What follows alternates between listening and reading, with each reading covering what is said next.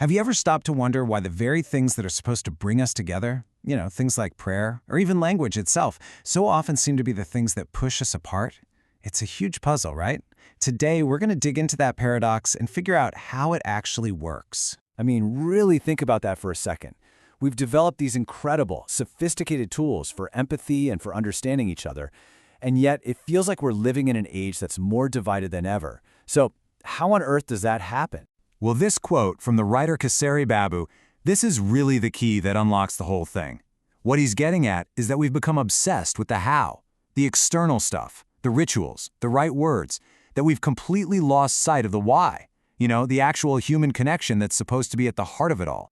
To really get our heads around this, there's a simple but incredibly powerful idea that Babu points to, this difference between the container and the content.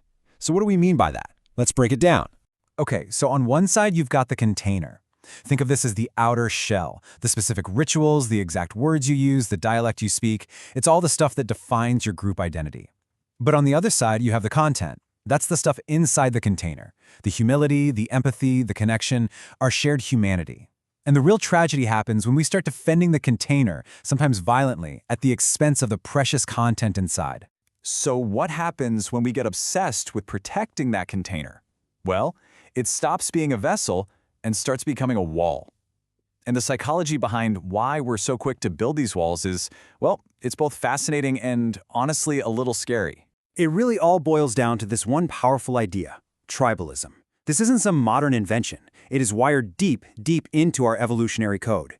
We are literally built to form groups, to create an us. For thousands of years, it's what helped us survive. But there's always a dark side to having an us, and that dark side is creating a them. And here's the kicker. Our own brains are basically rigged to reinforce these divisions. There's something called social identity theory, which shows we just automatically favor our own team and are suspicious of others. Then you've got cognitive biases, which make us hunt for any piece of information that proves our group is right.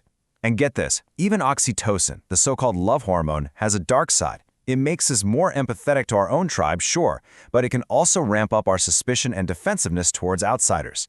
It's a biological double-edged sword. And look, this isn't just some abstract theory. To see how this plays out in the real world, we only have to look at the tragic example of Myanmar. This is a place where the container of prayer was literally weaponized to create a brutal us versus them reality. In Myanmar, the Mabatha movement, a Buddhist nationalist group, took the beautiful containers of their faith, sermons, rituals, religious teaching, and they filled them with poison. They used them to spread hate against the Rohingya Muslim minority. So prayer, a tool that should be about connection and peace, was twisted into a justification for violence and persecution. It's a heartbreaking example of what happens when the container becomes more important than the compassion it's supposed to hold. But that is only half of the story. Because if focusing on the container can build a wall, then focusing on the content can build a bridge. It all just depends on where we put our attention. This incredible line from the Sufi mystic Rabia al-Basri just captures that shift perfectly. See, she's not performing a ritual to get something in return, not asking for heaven or rewards. She is seeking connection for its own sake. It is a pure, beautiful focus on the content, on the relationship itself, not the transaction. And this idea of focusing on our shared humanity, it isn't just for ancient mystics. We can see it happening right now in the real world. And for a perfect example of this, let's head over to Hawaii. The lantern floating ceremony there is it's amazing. They've taken a specific Buddhist ritual, the container, and they've opened it up to absolutely everyone. People from all faiths or no faith at all come together to share in these profoundly universal human experiences: grief, memory, love, and hope. The focus isn't on getting the ritual right, it's on the shared content of what it feels like to be human. They've literally turned a container into a bridge for thousands of people. So the big question is, how do we make more of that happen? How do we reclaim the essential gift of our traditions, of our language, to build more bridges and fewer walls? Well, it turns out the world's wisdom traditions have been pointing to the answer for a very, very long time. It all boils down to one single powerful idea: humility. That's it. Humility is the attitude that forces us to look past our own container, our own way of doing things, and recognize the value in others. It's the little voice that reminds us that our way is just one way, not the only way, and that the content, the shared connection, is what really matters. And what's so incredible is that this isn't some fringe idea, it's universal. Humility is praised as the secret ingredient for real connection across pretty much every major world religion.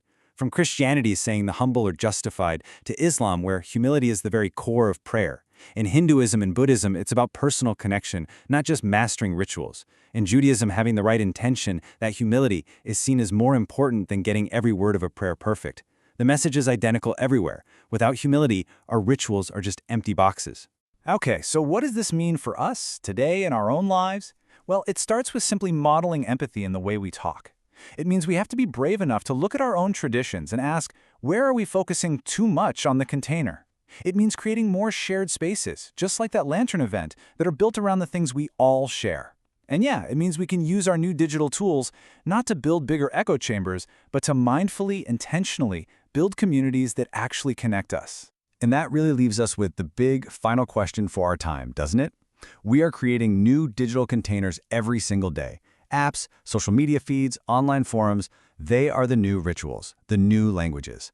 And the challenge for every single one of us is to make sure we're filling them not with more tribalism and division, but with the essential, life-giving content of real human connection. So the question is, what are you going to fill your containers with?